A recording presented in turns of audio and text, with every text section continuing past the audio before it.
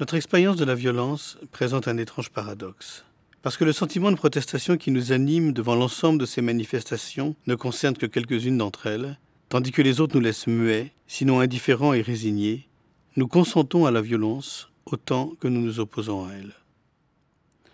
Notre appartenance au monde est faite de ces choix qui heurtent le principe selon lequel la relation aux autres est fondée sur la responsabilité de l'attention, du soin et du secours, qui exige de partout et pour tous la vulnérabilité d'autrui.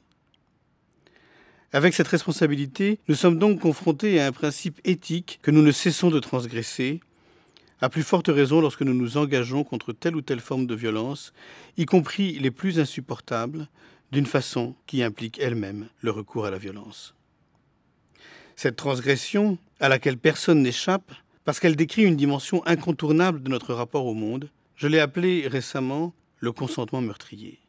Il m'a fallu beaucoup de temps pour parvenir à mettre un nom sur ce paradoxe et passer notamment par la déconstruction de toutes les formes d'invocation meurtrière de l'appartenance, de l'identité, tous ces usages de la première personne du pluriel, nous, qui parce qu'ils s'accompagnent toujours d'un « vous » ou d'un « eux » discriminant, sont potentiellement meurtriers.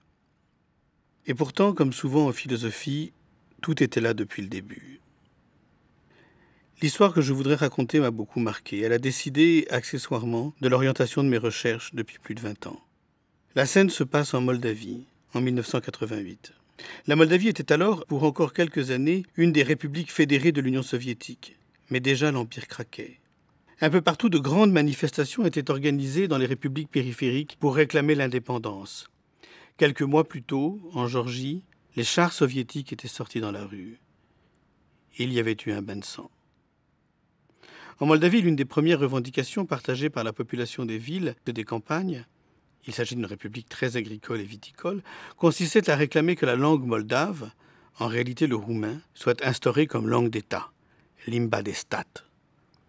Mais elle était aussi l'occasion de revenir sur près d'un demi-siècle de domination russe, avec toutes les vexations, les humiliations, les discriminations de caractère colonial qui en étaient la marque de fabrique. Je me trouvais avec quelques amis dans cette manifestation. Cette fois-ci encore, les chars sont sortis, mais ils n'ont pas tiré.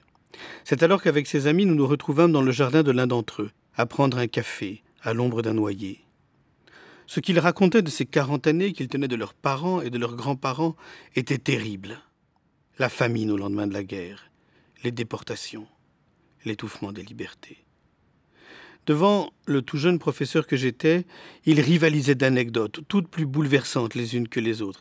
Et pourtant, il y avait quelque chose dans leur discours qui m'arrêtait. C'était la violence avec laquelle, du même coup, ils caractérisaient le peuple russe, chargé comme peuple de tous les maux, dénigrant ses mœurs, sa culture et surtout sa psychologie. Il y avait dans leur discours, nourris de toutes les injustices du passé, tous les ingrédients qui font depuis toujours le lit des nationalismes dans ce qu'ils peuvent avoir de plus violent. Tout était déjà là donc.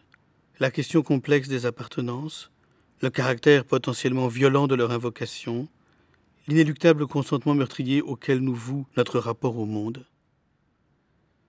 Il m'arrive parfois de croire que j'en ai fini avec la réflexion qu'ils imposent, mais c'est évidemment une illusion.